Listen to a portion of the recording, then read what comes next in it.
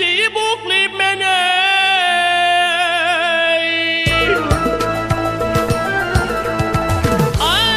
Oklayıp mene. Gündüde ken sokar manım eyvay ne diyor. Ay sama teker çağı deyip saklayıp mene. Çeşmim arsam armağan gene eyvay ne diyor.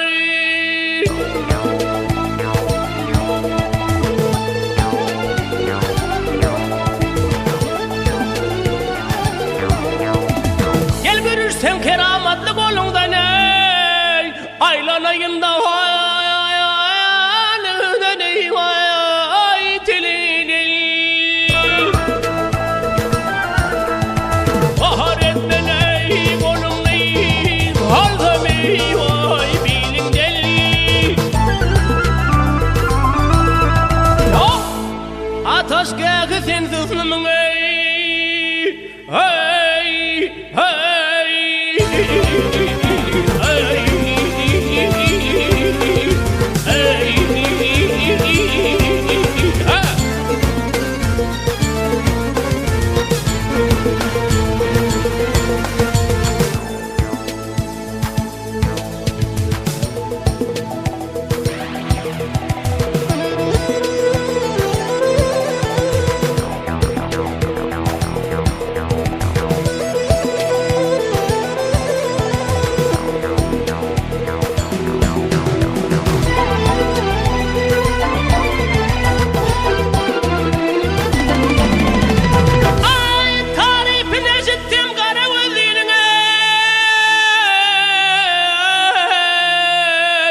Gedazım ben dostlar ay güler eyvay idrini.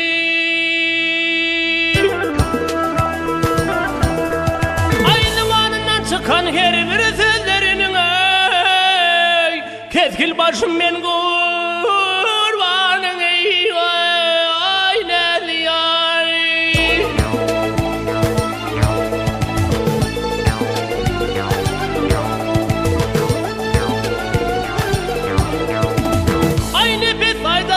Hetten aşıvdır ey Tomaşana uluvay ileri vay şıvdır. Ödüm arsam ey ayım ey gel günüm ey yaşıvdır. Yok nından bolluk insanım ey.